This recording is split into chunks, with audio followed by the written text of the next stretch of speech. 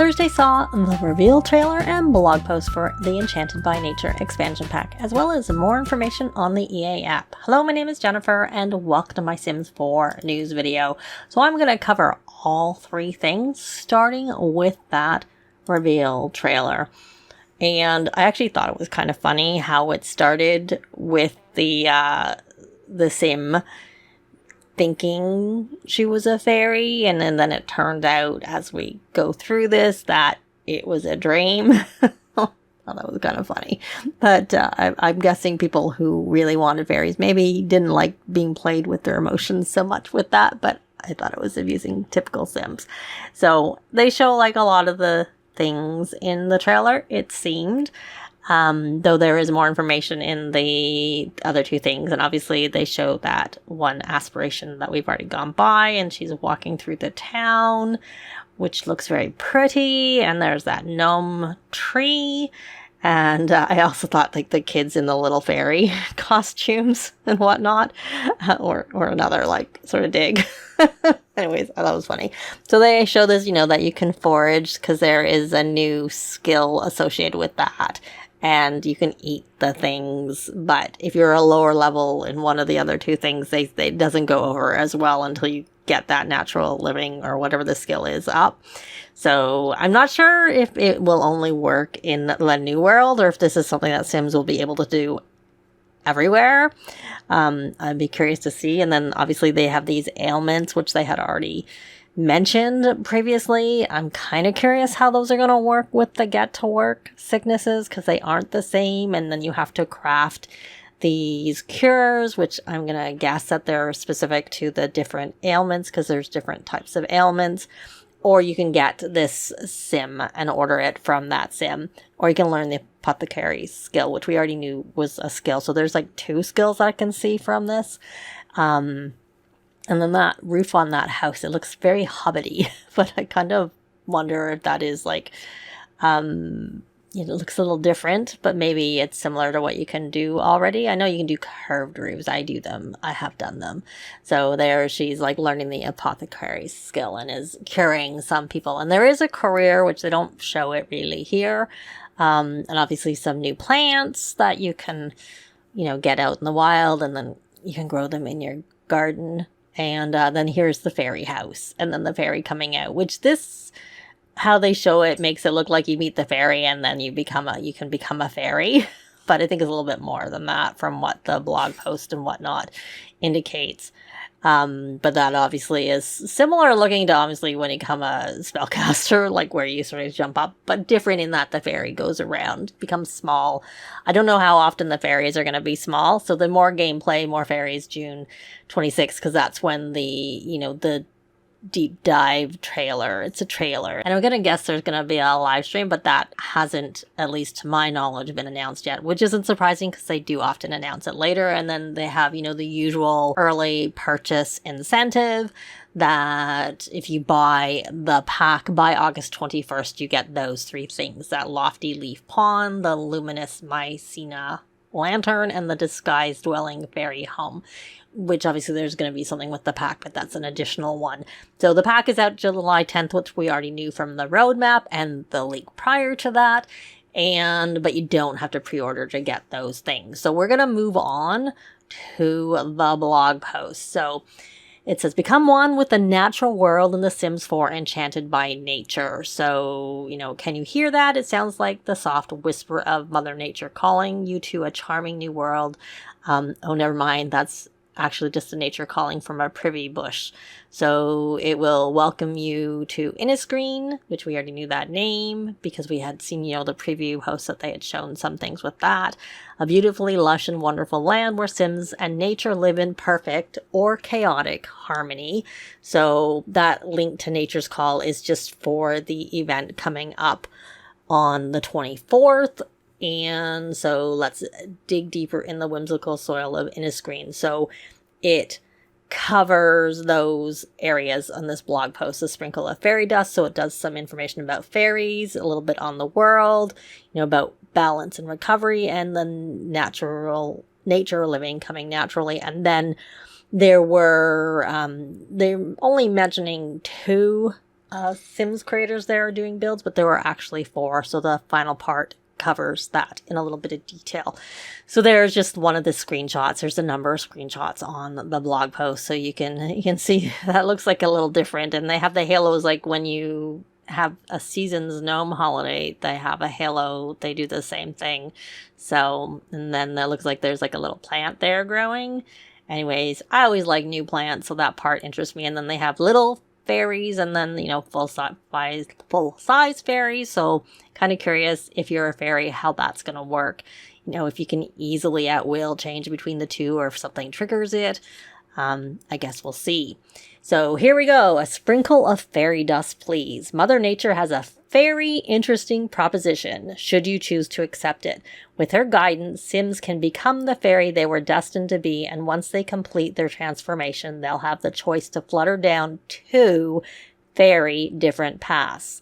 There's the harmonious fairy, a benevolent winged helper who wants to aid other living things find health and balance, and the discordant fairy, a flying mischief maker that enjoys stirring up a little chaos and making everyday life harder for the Sims around them.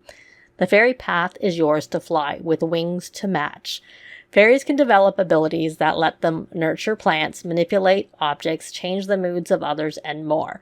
But be wary of emotional starvation. Rather than living off food, fairies absorb emotions to survive, either directly from other Sims or from bottled emotion potions. Failure to do so may welcome their untimely demise. So I'm kind of curious how that's going to work if you absorb it from other Sims, if that's going to leave them feeling like some type of drained emotion or something like that.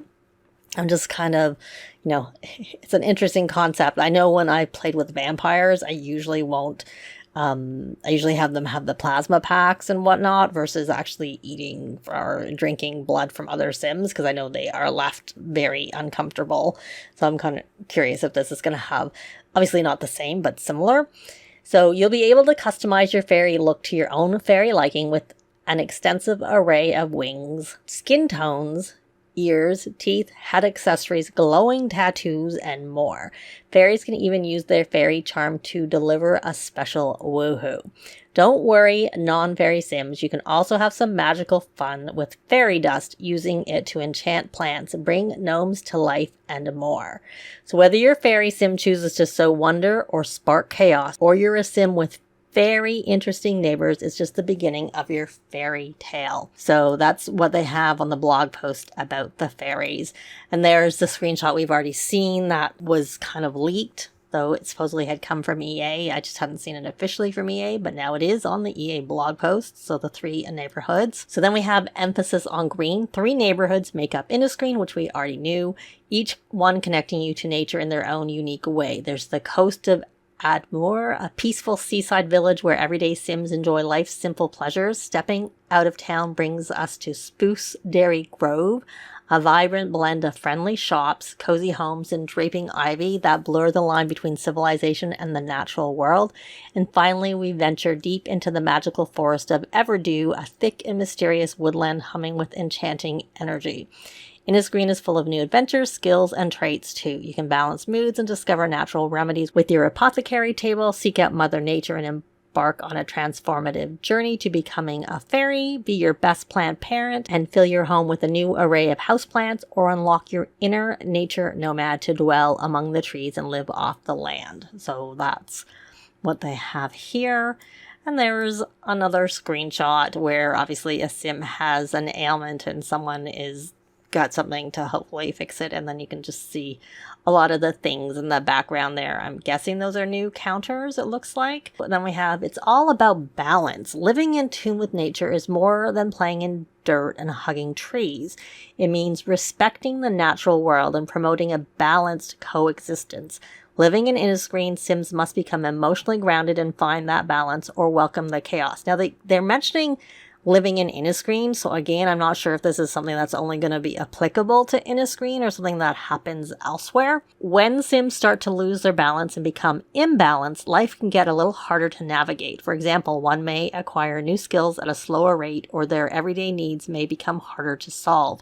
And if a Sim enters the very imbalanced territory, that's when ailments start to show up, like the greeny meanie. With this ailment, Sims will learn and complete gardening tasks faster than normal, yay, but they're constantly angry and prone to outbursts that are off-putting to other nearby Sims, eek. And that's just one of many. There's emotional void, simoleon fever, and sonic sinuses, to name a few, and they had some other ones showing in the trailer. But imbalance isn't the end, it's simply the beginning of a new journey. So then it goes on to say, ailments can vanish and moods can improve with cures and elixirs crafted from the new apothecary table. With special ingredients like the lightning root and aura blossom found while gardening and foraging, Sims can follow intricate recipes for treatments with fantastical effects. And with the right amount of practice, one can take on the elixir enthusiast aspiration or become a naturopath, a new profession that serves to cure fellow Sims of their curious ailments. And I'm wondering if that's a work from home type of career. I mean, I'm hoping it's not just like an active career where you go somewhere else. I hope it's a work from home career, because it kind of looks like that's what she maybe is in the trailer. So hopefully that's what it is. For me, at least. Achieving balance, however, may require a little luck. Sims living in Inniscreen may experience good, ordinary, or bad luck, which in turn may affect their career, love life, cooking, foraging, and other interactions or tasks. Luckily for you, there are 2 luck charms that can be found, purchased or made at the apothecary table, which will modify your Sim's luck for good or bad. Again, they're mentioning Sims living in Inniscreen. So is this something that's only in Inniscreen, or is this something that's like in the game? I'm just very curious. And I'm also wondering how, they have could affect your love life. Well, how's that going to work with Love Struck? Anyways, I'm very curious to learn a little bit more. Now you have to ask yourself, will your Sim seek balance, or will they embrace the chaos of an unbalanced life in nature? So then we have another screenshot from the blog post where she's looking after a little garden plant that kind of just looks like the potted plants we currently have that you can't do anything with. Like, that one, not exactly, but some of them are. But I think you can. Well, you can. I think they say it maybe in the app, which we'll get to later, or maybe they say it here. So here we go. No, they maybe mention it here. Let natural living come naturally, because I've read them both a couple of times and I can't remember which I read where. So step outside and make yourself at home. Whether you're honing your natural living skill or seeking the nature nomad aspiration, Inniscreen gives Sims the chance to eat, bathe, sleep, and thrive entirely off the land. Forget modern comforts. This is about embracing a simpler life in rhythm and balance with the world around you, from eating freshly caught fish and sleeping in the grass, to foraging for apothecary ingredients and summoning a privy bush when nature calls. Every new discovery and experience brings your Sims closer to self-reliance.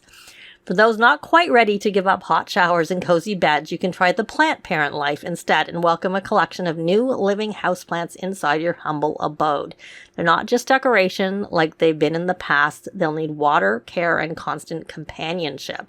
You'll even be able to place them on shelves, tables, and floors to transform your home into a tranquil garden sanctuary.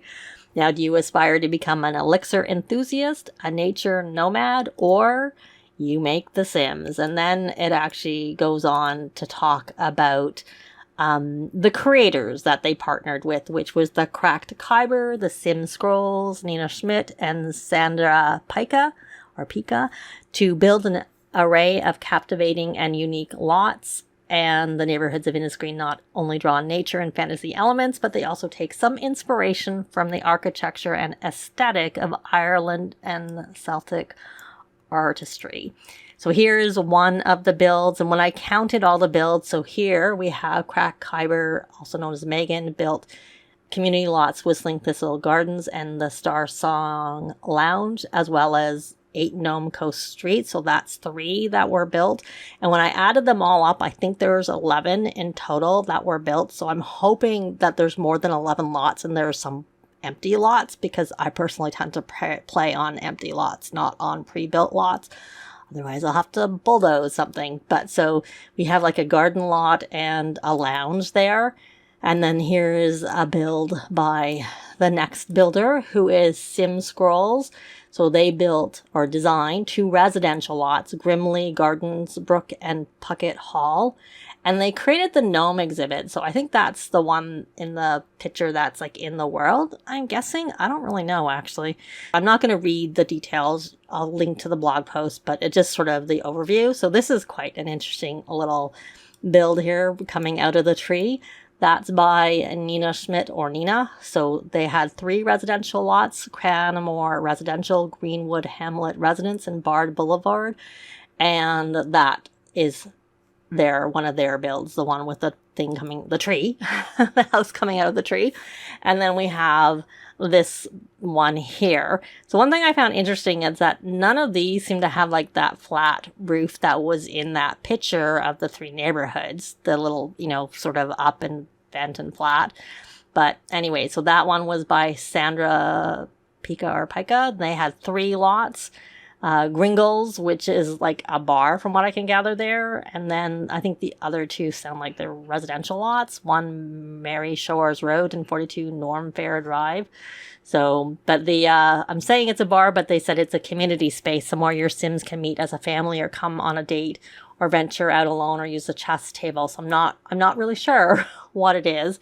But to be fair, I have turned some of my bars like the one in Glimmerbrook into like something that family can go to. Same with the one in Henford on Bagley. I just edit them to make them more family friendly because I tend to travel with all my Sims. So that sounds like maybe that one, whatever it is already like that. That would be very good.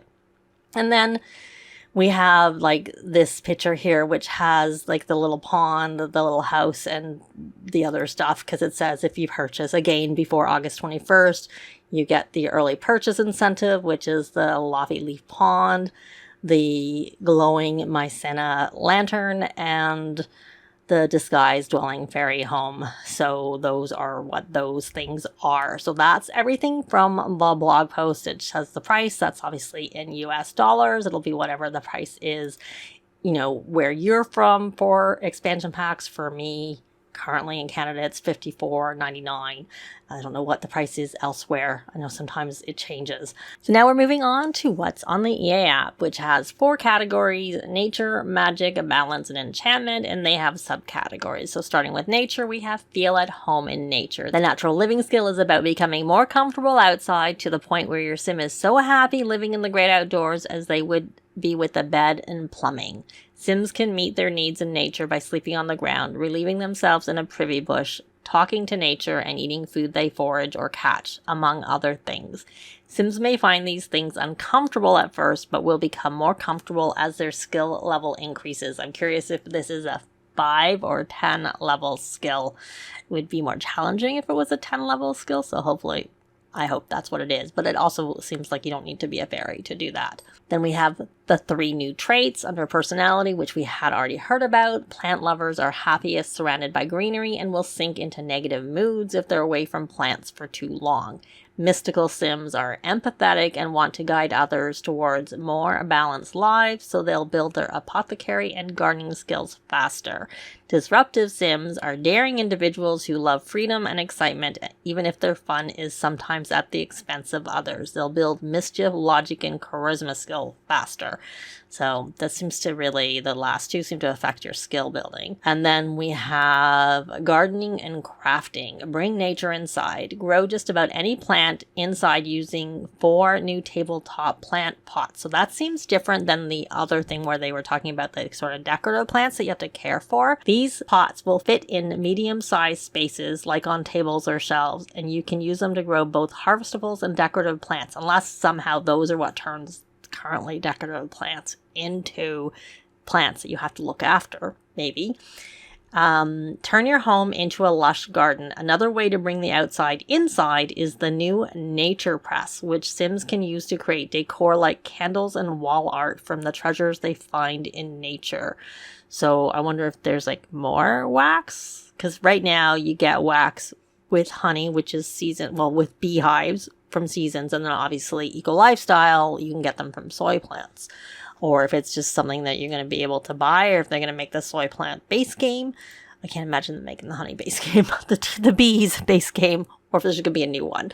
So that's for the nature category. So now we're going to move on to The fairy abilities under magic. Develop mystical powers. Fairy Sims will gain experience by using their powers or performing specific interactions. So it does seem like they have a skill tree. As they gain experience, they'll be able to learn abilities like curing ailments or bestowing them. So they get that just by nature, just by thing automatically, as opposed to like regular Sims learning the apothecary skill, perhaps. Changing the moods or luck of other Sims, bottling emotions, creating seeds, and making plants bloom are also examples of fairy skills. Remember, everything has its cost. Fairies are nourished by emotion, and their abilities cost emotional energy they will need to recharge. Then we have the fairy forms. You have style unique fairies. Create fairies with beautiful wings you can paint freely. New facial presets, skin tones, glowing tattoos, and fairy core fashion will be available. Fairy Sims can have a separate fairy form in addition to their normal Sim form.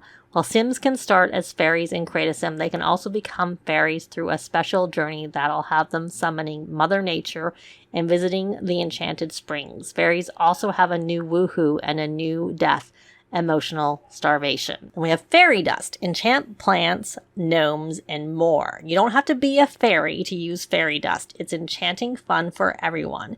Use it to bring gnomes to life and have them help around your lot, or enchant plants and objects created with the nature press.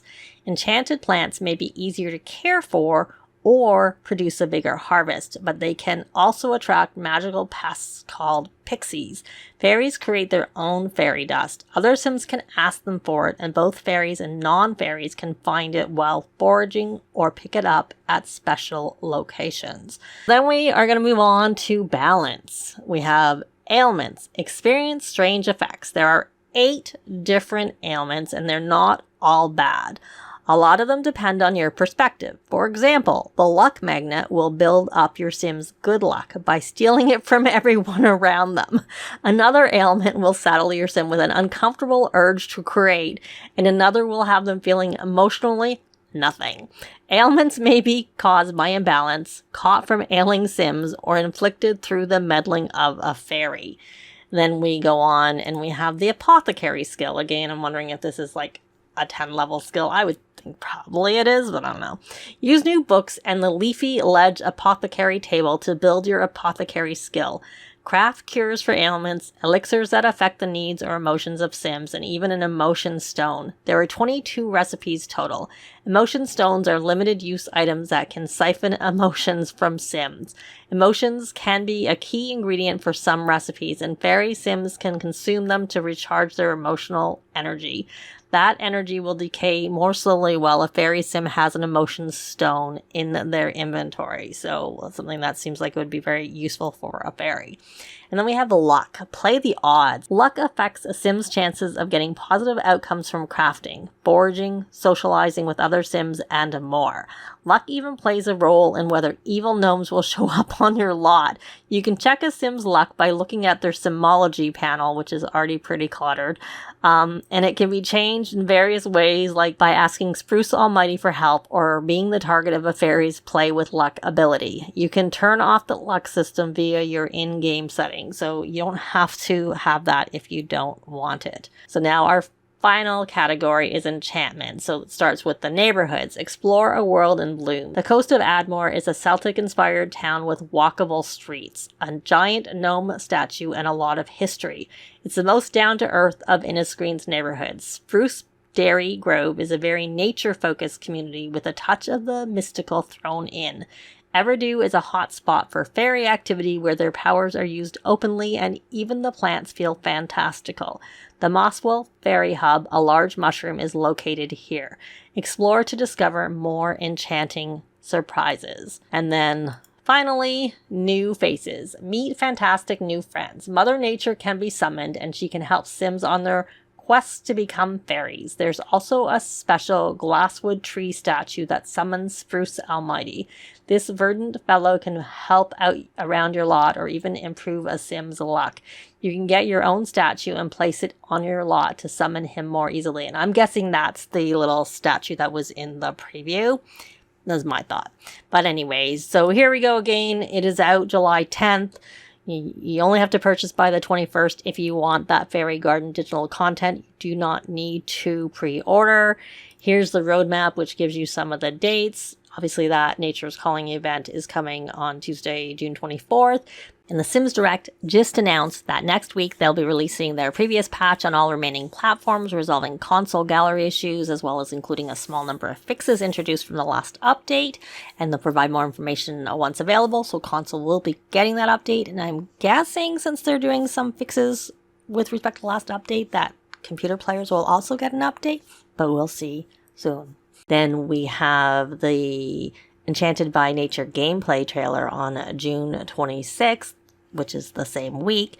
And as I'm editing this video, the Sims Discord had this announcement. They shared the screenshot on other social media, but the details here aren't like on Twitter and Facebook. But what it says, Sul Simmers, get ready for some magic. Now that the fairy is out of the bag, we've got plenty of fun coming your way to celebrate the Enchanted by Nature expansion pack. The gameplay trailer, which we've already taken a look at that, but this is the part that I found interesting. Feature spotlights will be sharing a closer look at some of the whimsical wonders coming in this pack. There's going to be a Discord challenge, and there's a special live stream after launch. Join us for a fun-filled live stream with special guests. So I don't know if that's going to be replacing the developer live stream. It kind of feels like maybe it is, and normally we have that live stream before the pack releases, but it seems like maybe they're doing things differently. So, but on this little screenshot, they have a create a sim spotlight and a build by spotlight. No dates are mentioned, except for that we know the gameplay trailer, as I already said, is on June 26th. So my guess is that those two will come before the gameplay trailer, and then after the gameplay trailer there'll be a world spotlight, and then that pack live stream with special guests they've said is after the pack comes out, and then there's Discord challenges and more. That's assuming that this is actually a timeline, and so that's how it's going to be. So I just thought I'd throw that in as I was editing this. But back, we know that the free base game update that precedes the pack launch is July 1st, and then, of course, the expansion pack launch is July 10th with another free base game update on August 19th. So I'm curious what you thought of all of the information that we know already about the pack. Are you excited for it? I'd love to know in a comment down below. But that's going to be it for this video. Thanks very much for watching, and I'll see you next time. Bye!